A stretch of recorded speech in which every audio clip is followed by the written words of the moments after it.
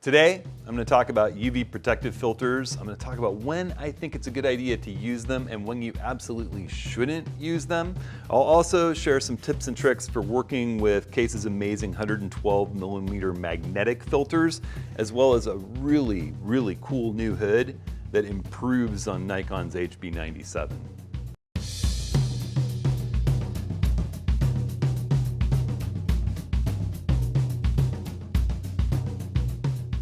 Well, hey everyone, it's Hudson. Welcome to this week's video. So, I want to talk a little bit about my history using filters, and I'll bet it's similar to a whole lot of you. I started out using threaded filters. Back in the days of film, I used Stingray filters a ton. I moved into using Hoya filters. I worked with a bunch of different filter brands, and I originally sort of eschewed using UV protective filters in front of my lenses because I live by that old mantra that why put a cheap piece of glass in front of such an expensive, beautiful front element as we spend all this money on this really good glass that lasts from camera to camera.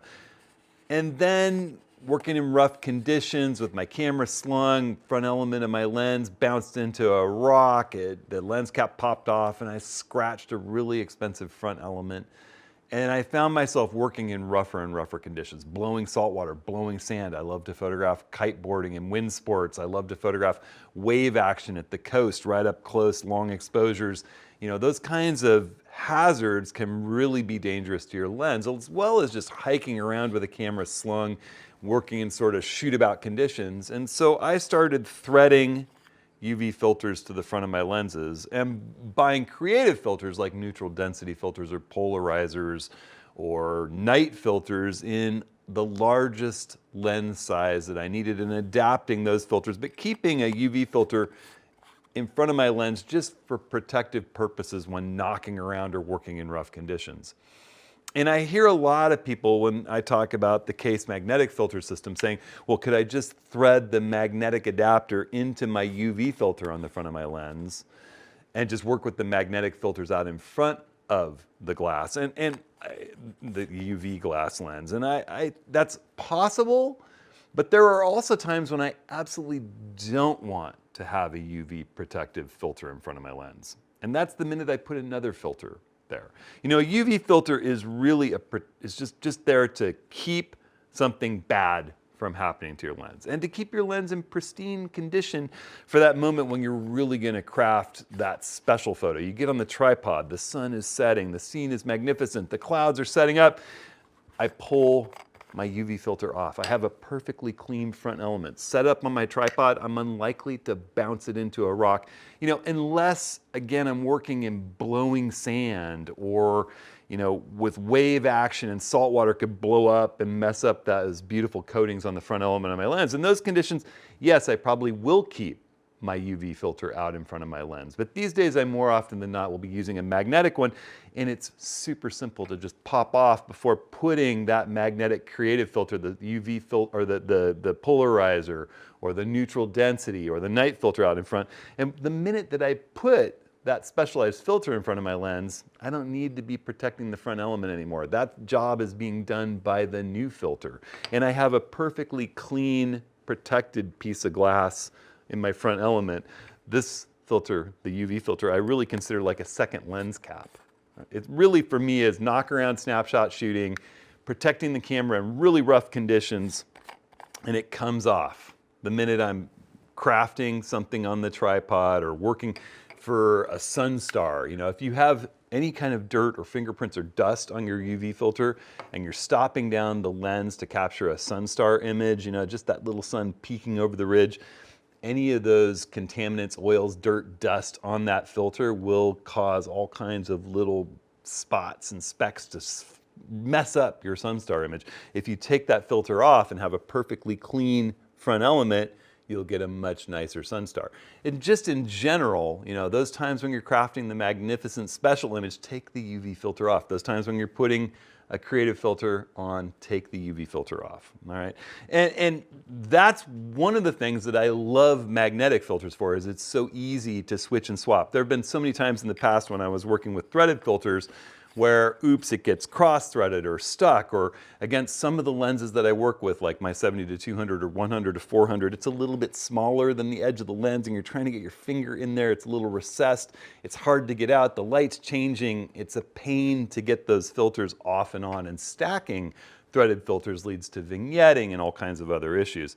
So it really was when Nikon launched its 14-24 millimeter lens, it's the new S version for the Nikon Z mirrorless system, that I happened upon Kase filters. Nikon came out with the 14-24, and unlike the old F-mount version, they included this wonderful hood, this HB97 snap-on 112 millimeter hood, and they put out some really expensive, I would argue overpriced filters for the hood. And I started looking for, who's gonna make filters that work with this hood. The brand that I was currently working with as an ambassador actually was making Nikon's filters for them and didn't make their own version. So I went looking and I tried a lot of different filters, and the Kase magnetic system was just amazing, and it has improved over time.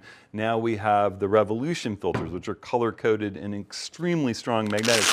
With the HB97 hood, I just thread this simple little magnetic ring, an inset ring into it, which you can do by hand without worry about messing up the lens, because you can reach right through the hood while you're doing it, and slip that right on to the 14-24.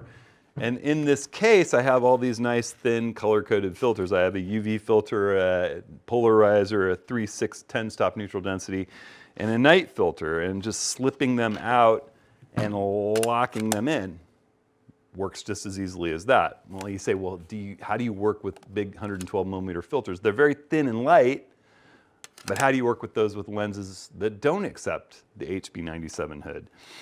And we'll talk a little bit about this HB97 hood. It actually fits a lot more Nikon lenses than you might think, and working with a lens that it doesn't fit is not difficult, all right? So I often carry the 14-24 millimeter S lens. I carry the 100-400 millimeter S lens, and the 24-120 that we were working with right at the beginning.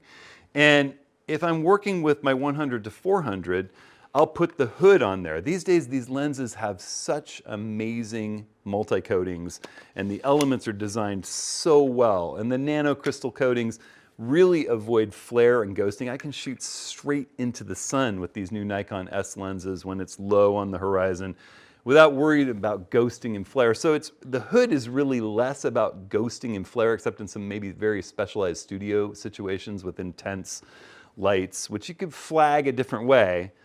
It's more about protecting that front element, just like the UV filter would, from rain or from blowing sand or salt water, or from you accidentally running into something with a long lens. The minute that I put a protective filter in front of it, I don't feel that I need the hood anymore. And I keep, because both of the lenses that I'm working with are 77 millimeter, I keep a simple 77-112 millimeter magnetic adapter in an easily accessible pocket in my camera bag. They're so nice and big, it's easy to mount to the front of either of the lenses. And then it's as simple as taking that same filter that I was using, any of them. Here's a circular polarizer. Snap, it's on. I can spin it just by twisting it on the magnetic connection, but it won't fall off. I'm hitting this with glancing blows. I'm shaking it. The new Revolution filters just don't come off. And you don't have to worry about vignetting because you're working with a 112 millimeter filter. If I wanted to add 3 steps of neutral density, I'll grab my blue filter and stack it atop the silver circular polarizer, and I can spin them both on that magnetic mount, pull them both off. Super, super simple. When I'm working with the HB97 hood, it's as easy as popping off the UV filter and putting those 2 filters in. Nikon was smart enough to include this pinch cap, which fits right over that to protect the filters and the lens when you're not using it. So you can leave it on the tripod with that cover, not worry about the filters getting dirt or dust or wind-blown sand in them. But your front element's protected either way, even when it's out and exposed. So super, super nice. Now another cool thing, as I said about the HB97 filter, or the HB97 hood, it's got a push button release. is that it also fits a whole bunch of other Nikon lenses. It fits all the S lens 2.8 zooms. It fits the 14 to 24. It fits the 24 to 70 2.8S. It fits the 70 to 200 2.8S. It also fits the smaller 14 to 30 f4S lens, as well as the 51.2. And I just discovered that it also fits the 135, we gotta get mounted right, 135 plena lens. So that makes it really simple to use the plena with these filters as well. So that's a cool list. All the 2.8 zooms, the 14 to 30, the 51.2, and the 135 1.8 plena. Sadly, it doesn't fit the 85 1.2. But if anybody's tested the 35 1.2, I haven't had a chance yet. If you've got the HB97 hood, stick it on there, let me know. Now there's a little bit of controversy about the HB97 hood. Some people claim, oops, I've got too many lens caps out here. Here it is, big old 82. Some people claim that because when you mount the HB97 hood to the 14 to 24, there's a little bit of light that's visible. It has a gap as it goes around the barrel of the lens, and you can see a little light through it. Now when the filter mounts out in front, like this UV filter, that's nice and tight. That's a tight seal. But some people say that if there's an intense light source coming from behind, it'll move through this hood, bounce off the filter, and create flare in the lens. And I have yet to see this in broad daylight, working with 120-second exposures and 16 stops in neutral density with my 70 to 200 lens or the 14 to 24. I have not seen that happen under real-world conditions, but it's something that people claim is a problem. So some people advocate, instead of using the Nikon HB97 hood, using this hood that Kase created, a metal HB97 replacement hood that has a little knob that you twist to lock it in place. It's heavy, it's metal, it's threaded. You could use it with magnetic filters just like you could the Nikon hood. It doesn't come with the nice pinch cap cover. My problem with it is that they created it with very, very tight tolerances. Yes, there's no potential light leak with it, but it has such thin mountings that it's too tight. You feel like you're gonna break the mount on the other lenses aside from the 14 to 24. It doesn't fit the other lenses that the HB97 fits. So it's heavy, it's got that little screw knob that I don't love for a lock instead of a push button, and it doesn't fit the wide array of lenses that the HB97 does. So Kase approached me about building a nicer hood for the 14 to 24, and they sent me this prototype some months ago, and I had some critiques of it, and lo and behold, they've come out with what is a really, really nice replacement hood for the 14 to 24 and the other lenses. It snaps right to all of the Nikon Z lenses that the 14 to 24 fits, like the plena here, has a nice push button release, fits snug and tight. I don't see any of the studio lights through the gap like you would with the HB97, so it alleviates that light leak issue. And even better yet, when you're working with a polarizer, like I've got this 2-ring stack right here, it has this nice knurled knob that's open on the edge, and you can just spin your polarizing filter like that, whatever lens you happen to be working with. Now, I would recommend if you're working with a polarizer and you have sky in your picture with the 14 to 24 to be very, very careful. You know, with ultra wide angle lenses, you can differentially polarize the sky where some of it looks dark blue and some of it looks white because things tend to polarize more to the north and south and not the east and west. You want the sun on your shoulder when you're polarizing. But it sometimes can be used to control reflections on water or green up a cloudy forest scene. So it's still a very useful filter even on the 14 to 24. And having that ability to just really easily stick your thumb on the side and rotate the filters that are magnetically attached is wonderful. And then the other thing that I love about it, and it's built-in magnetic. There's no way to thread a filter into this hood. It is a Kase magnetic adapter hood. It also fits Nikon's pinch cap, which if you have the 14 to 24, you probably have this pinch cap, which I really, really like. It makes it so easy to pull it off and protect the filters and the hood.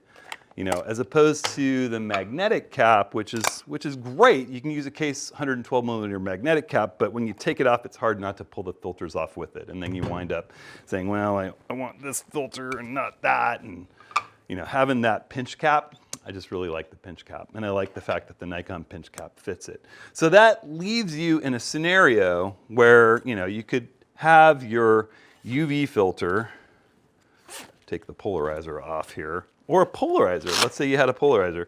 Leave a polarizer in your Kase hood and take it off. And I love this really nice metal press. This whole thing's metal, by the way, but not quite as heavy as the Nisi one. There's this press metal cap that has just a beautiful machine fit. Just snugly slips over. You got to line up the notch where the push button is on the back of the hood. And then you've got your filter, whether it's a UV or polarizer you want, and just keep that in your bag ready to deploy. All you have to do is pull that back cap off and you're on.